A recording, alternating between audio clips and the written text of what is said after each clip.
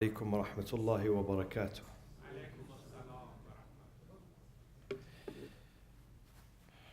Tonight we're going to conclude the final verses of Surat Hud, inshallah. And next year, 2019, we're going to begin Surat Al-Ra'd, chapter 13, inshallah. بسم الله الرحمن الرحيم الحمد لله رب العالمين والصلاة والسلام على أنبياء الله جميعا وعلى سيدهم وخاتمهم حبيب إله العالمين أبي القاسم المصطفى محمد وعلى أهل بيته الطيبين الطاهرين المعصومين الذين أذهب الله عنهم الرجس وطهرهم تطهيرا.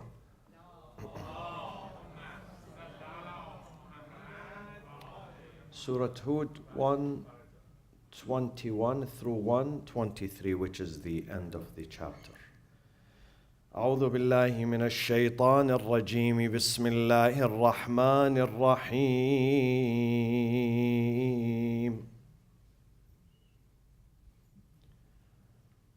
وقل للذين لا يؤمنون اعملوا على مكانتكم وقل للذين لا يؤمنون اعملوا على مكانتكم إنا عاملون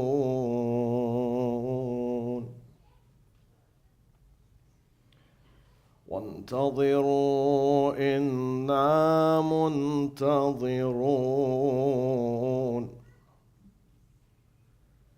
ولله غيب السماوات والأرض ولله غيب السماوات والأرض وإليه يرجع الأمر كله فاعبده وتوكل عليه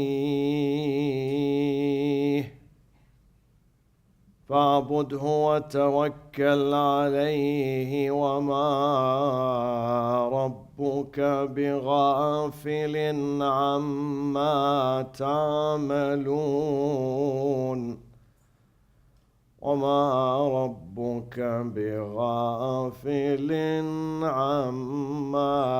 تعملون صدق الله العلي العظيم.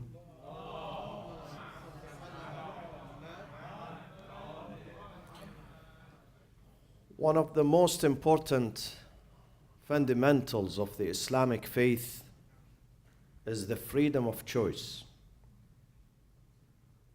Freedom of choice has been repeated and mentioned in this book, in the Holy Quran, many times, in many chapters, in many verses. And it is an important fundamental of our aqidah, our doctrine, our religion. And one of the verses that speaks about freedom of choice in this life, that we, the humans, we have freedom of choice. وَقُلْ لِلَّذِينَ لَا يُؤْمِنُونَ اعْمَلُوا عَلَى مَكَانَتِكُمْ إِنَّا عَامِلُونَ. It says that you have a freedom to follow the faith, and you have a freedom not to follow. Nobody can force you.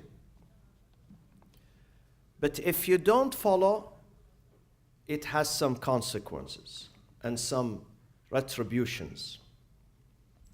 Now, some people ask, then where is the freedom of choice here? You are telling me that there are some consequences and retributions. Then this means I have no freedom of choice but to follow. The answer is, religion is like the law. In fact, religion is the law. is the way and the law. The law here in this country, you may follow the law, you may not. But if you don't follow the law, you have to be prepared to pay the penalty, the retribution. Sometimes tax evasion, people don't pay taxes. Many people, rich people, celebrities, officials, leaders, political leaders, they don't pay taxes, but then they have to face consequences later on. Maybe not 3 years later, maybe 30 years later. In this country, they tell you every individual has a file. When does that file comes to surface? When you have a problem. When you have a problem, they arrest you because of one felony, but then later on they're going to take out your entire file. It's like Michael Cohen, who was sent to prison yesterday for 3 years. Because he did one felony, one crime, but later on under investigation, they found out he has many felonies, many crimes. So you have to face the retribution. You don't pay your taxes, your property tax, then you have to pay a penalty. The price is going to be doubled and tripled. Same thing with religion. Law came to regulate our life, to organize our life, to protect me. The law is supposed to protect the citizens of the country, the citizens of the land. It is for my own interest. It's for my own benefit. It's for my own protection. So if I violate this law, I have to face the consequences. Same thing with religion. Religion came to regulate my life, to protect me. Religion is for me, not against me. The right religion, when it is implemented, it's for our own moral and physical and material protection. So if we break the law of religion, then we have to be prepared for consequences. This is the meaning of freedom of choice. Nobody should force you to follow religion. But if you don't follow, in the future there are some retributions. This is exactly what this verse says. 121. وَقُلْ لِلَّذِينَ لَا يُؤْمِنُونَ. Say to those who reject faith, اعملوا على مكانتكم إنا عاملون. Act according to your position. We too are acting. وَانْتَظِرُوا إِنَّا مُنْتَظِرُونَ. In 122 it says, and wait, we too are waiting to see the final results. We wait too. وَانْتَظِرُوا إِنَّا مُنْتَظِرُونَ. Then in 123 it says, there are 3 concepts here in this short verse. They all explain to us the concept of monotheism. 3 articles of monotheism are mentioned in 123, the final verse in Surat Hud. The first one, وَلِلَّهِ غَيْبُ السَّمَاوَاتِ وَالْأَرْضِ. وَلِلَّهِ, and only to God belongs the knowledge of the unseen in the heaven and in the earth. This speaks about the knowledge of God. God's knowledge is what? Omniscient. Omniscient, it means that, number one, it is unlimited and it is complete. God's knowledge is different from my knowledge and your knowledge. Our knowledge is not omniscient. Our knowledge is not complete. Our knowledge evolves step by step. You go to kindergarten, preschool, elementary school, middle school, high school, college, university, graduate school, postgraduate. So you evolve slowly. God's knowledge does not evolve. God's knowledge, it's the same from beginning to the end. It's the same. Does not grow. He's knowledgeable from day one. And His knowledge is not detached and separated from His essence. My essence, my entity is different from my knowledge. You are the same. One day, our knowledge was zero or sub-zero. But then we started to learn. But God's knowledge was not zero. It was 100% from day one. God's knowledge is omniscient. Our knowledge, we look at things after they come into existence, we know about them. Before they come into existence, we don't know about them. God's knowledge is different. Even before we come into existence, He knows our history. He knows what will happen to us. And His knowledge is eternal too. And then the knowledge of the unseen belongs to Him. What do we read in chapter 6, Surat Al-An'am? Many of you memorize this part, this verse. وَعِنْدَهُ مَفَاتِحُ الْغَيْبِ لَا يَعْلَمُهَا إِلَّا هُ. Only God has the keys to the unseen. Nobody knows them except Him. لا يعلمها إلا هو ويعلم ما في البر والبحر. He knows what goes on in land and at sea. وما تسقط من ورقة إلا يعلمها ولا حبة في ظلمات الأرض ولا رطب ولا يابس إلا في كتاب مبين. This is His knowledge. He knows the unseen. He knows the future. Some people can predict the future, but the prediction is not necessarily right. Some people can forecast the weather for us, but then they come and apologize. They told us a few days ago that we're going to have rain this weekend, Saturday and Sunday. Now they are apologizing. Sorry, there is no rain. Enjoy the sun. But God's forecast and God's prediction is 100%. It's certainty. It's not a mistake. There is no mistake. There is no room for error. Now, can someone else know the unseen? I'm asking you a question now, especially ladies, because they pay more attention.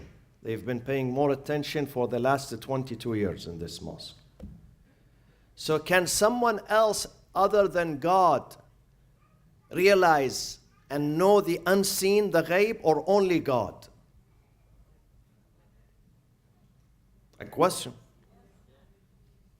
Yes or no? Who says yes? No, not men. Women, sisters. Yes? Yes or no?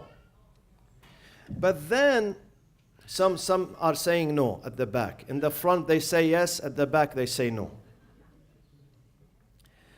But then in Surah Al-Jinn, chapter 72, God says, chapter 72, verse 26. Memorize this. 72, 26. Easy. Alimul Ghaib. He is the knower of, the only knower of the unseen. See? Alimul Ghaib. فلا يظهر على غيبه أحدا. فلا يظهر. He doesn't disclose His unseen, the knowledge of the unseen, to anyone. But then He says, but. Illa. Illa means there is an exception. He doesn't disclose the knowledge of the unseen to anyone except, save, illa man irtada min rasul. Whoever He likes to show the unseen. So the unseen belongs to Him only. But sometimes God gives this power of the unseen, knowing the unseen, to certain people. إِلَّا مَنْ ارْتَضَى مِنْ رَسُولٍ. And those people are not necessarily to be prophets or messengers. Some of them are ordinary people in the community. They know the unseen. Through God's disclosure to them, not by themselves. It's impossible for them to understand the unseen. God gives them that permission. God allows them to know. God sometimes allows prophets, sometimes imams, sometimes very ordinary people. They are neither imam nor a prophet nor leaders, very ordinary citizens, such as whom? It's mentioned in the Quran. Huh? You said something? Whom? Al-Khidr. Some people argue that he was a prophet. Some people argue. And some people say he wasn't. Because he taught Musa alayhi salam. He was someone who, Musa went to him. Musa is a universal, you know, he's universal. He's one of the 5 top-notch prophets, Musa. So he had to study under Al-Khidr. So some people argue he is a prophet. But there is someone in the book here, in our book, that God taught. No, Ashab al-Kahf did not know about the unseen. No. The companions of the cave, they didn't know. Yes? Dr. Taqi. Asif ibn Barkhia, yes. قال الذي عنده علم من الكتاب. He did not know the unseen. He had a superpower to transfer the throne of Balqis, the queen of Saba, Yemen, all the way to Palestine. قال الذي عنده علم من الكتاب أنا آتيك به قبل أن تقوم من مقامك قبل أن يرتد إليك طرفك. But someone in the book, God taught her. I gave you the clue. Her. She's a feminine. Maryam? Where is it? Show me the verse. No. Show me exactly where in the Quran that God taught Maryam. Where? Which passage? Which verse? Which ayah? In fact, the mother of Musa, ahsant. The mother of Musa. See what God says about her? وَأَوْحَيْنَا إِلَىٰ أُمِّ مُوسَى. We revealed, we disclosed. We told her something that is going to happen in 40 years from now. 40 years. وَأَوْحَيْنَا إِلَىٰ أُمِّ مُوسَى أَنْ أَرْضِعِيهِ فإذا خفت عليه فألقيه في اليم ولا تخافي ولا تحزني. Then this part is the unseen, the secret, the غيب. إنا رادوه إليك وجاعلوه من المرسلين. Verily this boy is going to come back to you. Don't worry. Nurse your baby, put him in a box, put him in the river and leave him. Wow. Which mother can do that? A mother who waited for a long time to see her baby. A mother who protected the baby because the intelligence apparatus, they were arresting mothers. If they find that they are pregnant, they cut open their tummy and then they take the baby, and if the baby is a baby boy, they murder the baby. If the baby is a baby girl, they leave her. And Musa, for 9 months, she was hiding her pregnancy. And now that she brings the baby, and she delivers the baby, God says, put him in the river and leave him? Wow. It requires a lot of faith. And of course, if your relationship is good with God, you believe him, you trust him. You don't worry. وَلَا تَخَافِي.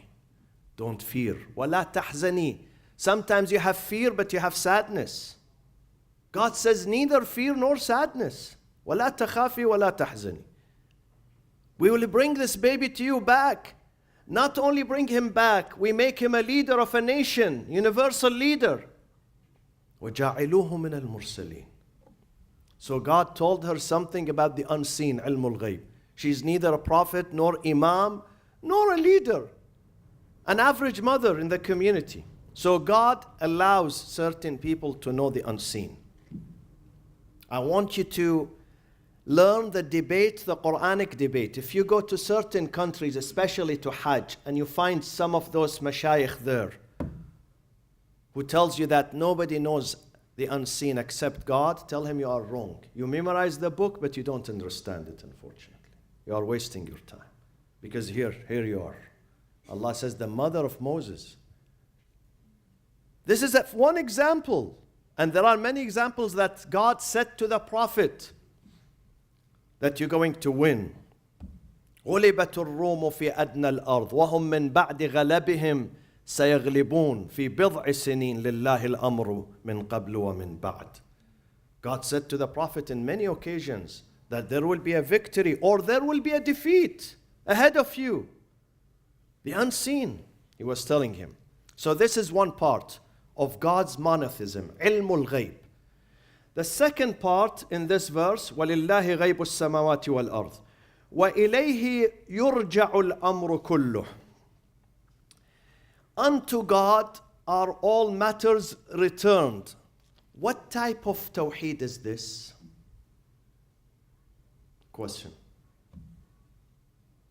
Tawheed has many dimensions. This verse, when it says, every matter goes back to God. Every movement in this universe, every motion in this universe, God is responsible for it. What type of tawheed is this? What is the title of it? What is the name? Tawheedul what? Someone is saying, yeah, you said it. Af'al, exactly. Say salawat for that lady. Tawheedul af'al, the unity of the deeds. It means that every motion in this universe, it's by God's leave.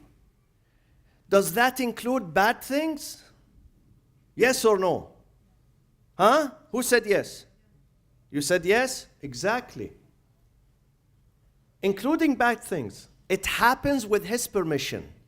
Where is that? This is in chapter 4, Surat An-Nisa.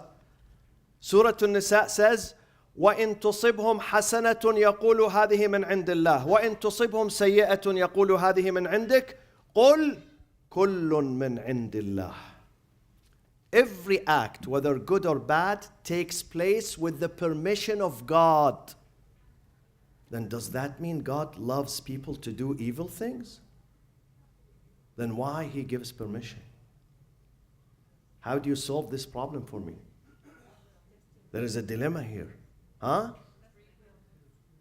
Exactly. God, everything happens in this universe, it is with His permission.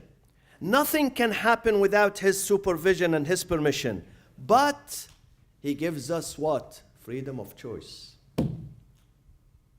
Can we give an example about our daily life about this? Yes. A father who is the source of money and wealth for his family.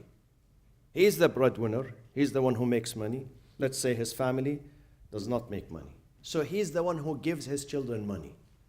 The money comes from the father. But the way the money is spent, is it always from the father, or sometimes they have a freedom of choice? Huh? The children, the family, they have freedom of choice. So if the children buy something bad with that money, they go and buy drugs. Who do we charge here? Do we charge the father who gave the money with good intention, or we charge the son or the daughter? And therefore God says, everything in this universe is with my permission. But then He says again in Surah An-Nisa, if you have time tonight before you sleep, open the Quran and the translation, chapter 4, verses 78, 79. This is Islamic theology, Islamic philosophy here. Speaks about free will. 78, 79, chapter 4, Surah An-Nisa. Then He says, مَا أَصَابَكَ مِنْ حَسَنَةٍ فَمِنَ اللَّهِ وَمَا أَصَابَكَ مِنْ سَيِّئَةٍ فَمِنْ نَفْسِكَ. Whenever good things happen to you, it's from God. Whenever bad things happen to you, though the permission is from God, but the choice is yours. فَمِنْ نَفْسِكَ. You made the bad choice, not God. God does not make bad choice for you. God gives you the energy, the power, but at the same time He says, don't do bad things. I want you to use this energy. I want you to use this power, channel it in good things, not in bad things. But then if I want to do bad things with it, does He stop me? He doesn't. Why? Because I'm not an animal. I'm a human being. I have a freedom of choice. But then He tells me about the consequences. If you do this, there are consequences. I'm not going to stop you. I'm not going because I want you to stop yourself by yourself. But I'm going to warn you that if you do that, you have to pay the penalty later on. So that is the second type of tawheed. The first, ilmul ghaib, the knowledge of God. He is omniscient. The second is that every act in this universe returns to God. What is the third one? فَاعْبُدْهُ وَتَوَكَّلْ عَلَيْهِ. What type of tawheed is this? فَاعْبُدْهُ. Tawheedul. فَاعْبُد. Therefore, only worship God. Exactly. Tawheedul ibadah. The unity of the worship. What does that mean? It means that no one is worthy of worship in this universe except God. I know sometimes some of you, you tell your wife, I worship you, but you are a liar. Your wife should not believe you. Because we only worship God. Yes, I worship you here, it means I love you. I love you. But when it comes to worship, we don't worship Muhammad sallallahu alayhi wa sallam. We don't worship Imam Ali. We don't worship Imam Hussein. We love them, but we do not worship them. We worship only God. Tawheed. قُلْ إِنَّ صَلَاتِي. Every prayer we do is for God. قُلْ إِنَّ صَلَاتِي وَنُسُكِي وَمَحْيَايَ وَمَمَاتِي لِلَّهِ رَبِّ الْعَالَمِينَ. It's all dedicated to God.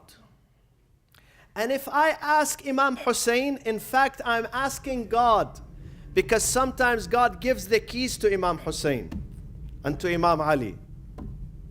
And to sometimes to a wali. He doesn't have to be an imam. Wali. Virtuous person. God says, take some of the keys. God delegates. God delegates some of his powers and jurisdictions to certain people. So, bi'idhnillah. So when you ask Imam Hussein, you are asking God. God through Imam Hussein. God through Prophet Muhammad sallallahu alayhi wa sallam.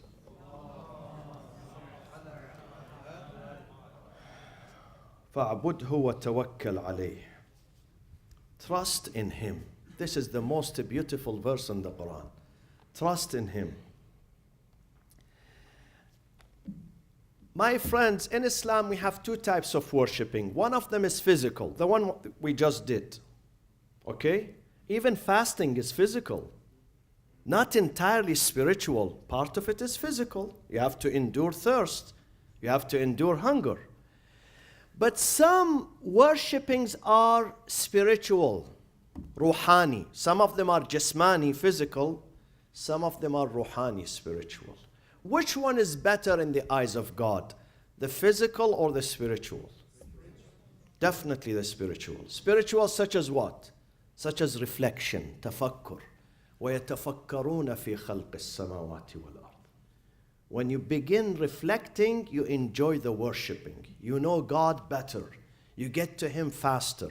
Many Muslims today, their worshipping is only physical. This is why they get nothing out of it. It's not spiritual. This is why the hadith says, تَفَكُّرُ سَاعَةً. One period of reflection and meditation, خَيْرٌ مِنْ عِبَادَةِ سَبْعِينَ سَنَةً. Much better, more rewarding than the physical worshipping of 70 years. God does not like physical worshipping. He says, even your salat, which is physical, it has to be spiritual too. You have to think about me. When the Quran is read, أَفَلَا يَتَدَبَّرُونَ الْقُرْآنَ. When we read these verses in the Quran, إِذَا زُلْزِلَتِ الْأَرْضُ زِلْزَالَهَا وَأَخْرَجَتِ الْأَرْضُ أَثْقَالَهَا. Speaks about what? About a day which is coming soon. A day. يَوْمَئِذٍ يَصْدُرُ النَّاسُ أَشْتَاتًا. On such a day, people they emerge, يَصْدُر, in groups, أشتاتا ليروا أعمالهم. They stand to be shown their deeds, what they did in this life. This is reflection. If we don't reflect, we don't enjoy, we don't benefit. فَاعْبُدْهُ وَتَوَكَّلْ عَلَيْهِ. So, some philosophers, they say the best ibadah is al-fana'u fillah, to dissolve in God. What does melt or dissolve mean here? I'll give you an example. Sometimes a father loves his son or his daughter so much. Then he gives his money, his wallet, his credit card, his house, his car, his everything to his son and to his daughter. But sometimes he doesn't give certain things. Such as what? Such as his aspirations. Such as his secrets. Sometimes a father shares his money, his house, his food, his clothing with his son, but he doesn't share his secrets. So there is a limit. No matter how much your dad loves you, there are certain things that your dad impossible for your dad to share with you. He's not going to give you everything of himself. Not himself entirely. He might give 80% to you, but he reserves 20% for himself or herself.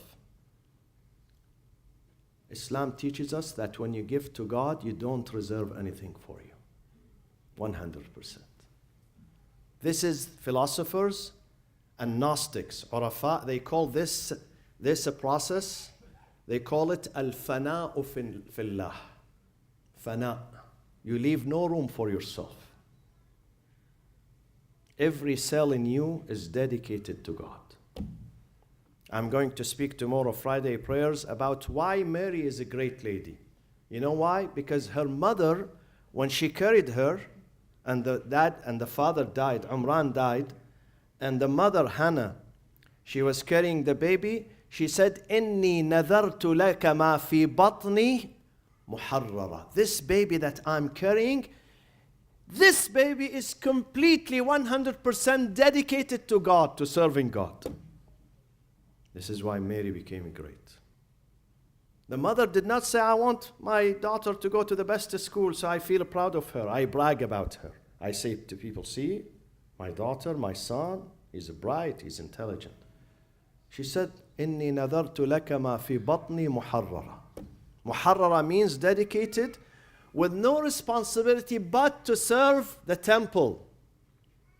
To serve the temple. This is al-fana'u fillah. And this is exactly what Ahlul Bayt did. They left nothing for themselves.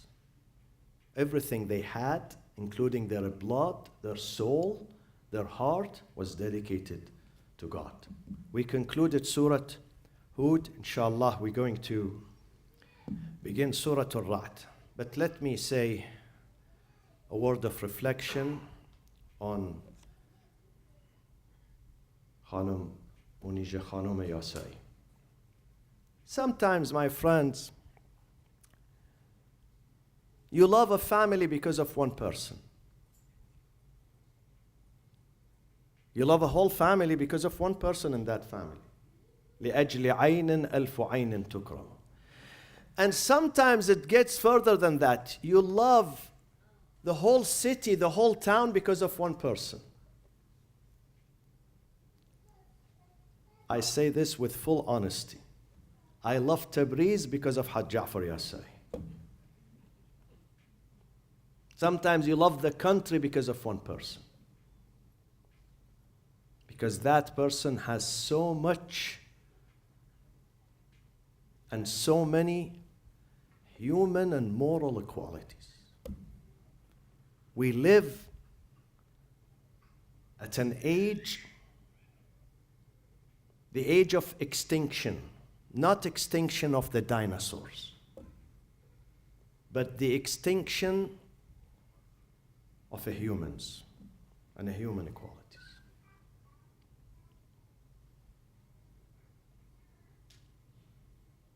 But sometimes some people in the community, they remind you and they give you hope that humanity is not dead. You have hope. You have hope. And this is a man that I don't want to praise him in public, but sometimes it gets out of me without control. He did so much good things to many communities, to many orphans, to many poor people, to many hungry people. Many of them are Muslims, non-Muslims, believers, non-believers, black, white, American, non-American.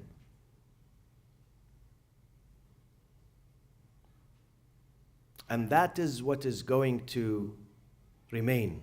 God says, أَمَّا الزَّبَدُ فَيَذْهَبُ جُفَاءً. What you collect for entertainment in this life, what you consume, the food, the clothing, the everything, it's going to disappear. يَذْهَبُ جُفَاءً. وَأَمَّا مَا يَنْفَعُ النَّاسِ. As to what is going to benefit people and community, فَيَمْكُثُ فِي الْأَرْضِ. This is going to remain forever. Remain in the land. فَيَمْكُثُ فِي الْأَرْضِ. كَذَلِكَ يَضْرِبُ اللَّهُ الْأَمْثَالِ. God provides this parable for us to wake up, to understand. That whatever you spend on yourself, your clothing, your food, your vacation, your house, it's going to go. You are not going to draw benefit out of that after death. The only thing that you draw benefit out of it after death in the hereafter, مَا يَنْفَعُ النَّاسِ.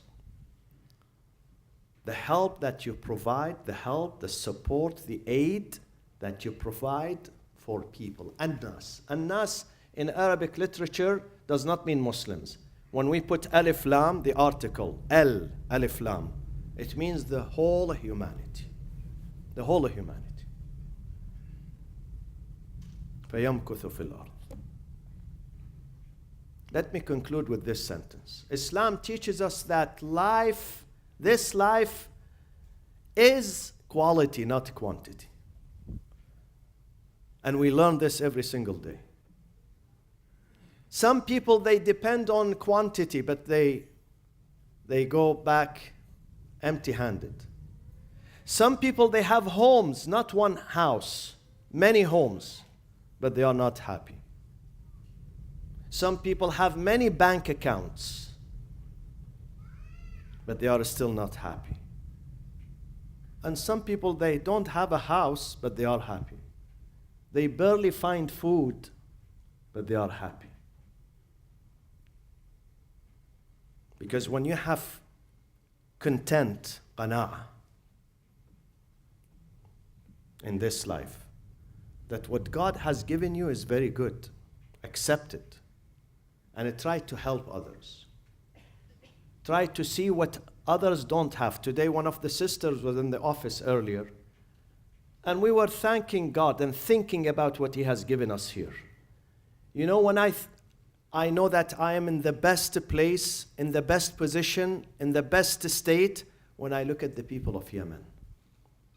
28 million people are dying, slow death of starvation. 28 million. This is a whole nation are dying right before the eyes of the world. And today in the Congress, they debate whether we should stop the aid to Saudi Arabia or not. They are still debating after 4 years of bombing, continuous campaign of bombing. They are still debating today.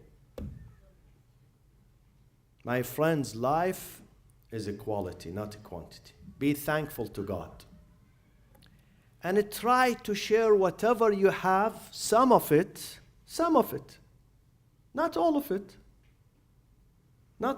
some of it with others to bring relief, to bring happiness. You don't know how much God is going to be happy. God says when you bring happiness and a smile to one servant, you are making God happy. Because that son, that daughter, that baby is one of the dependents of God, the creatures of God. So we give condolences to the Yasai family, to Dr. Ismail, to Haj Ja'far, to his sisters, his honorable sisters, his brothers-in-law, his sisters-in-law, for the departure of their sister Munija Khanum, who went back to her Lord, and we're going to go. No exception. No exception from this trip. Some people are there already. Some people are going to be there, which is us. We're going to be there soon. And some people are going to bourne, but yet again they have to go back. الذين إذا أصابتهم مصيبة قالوا إنا لله وإنا إليه راجعون أولئك عليهم صلوات من ربهم ورحمة وأولئك هم المهتدون. اللهم اغفر للمؤمنين والمؤمنات والمسلمين والمسلمات الأحياء منهم والأموات.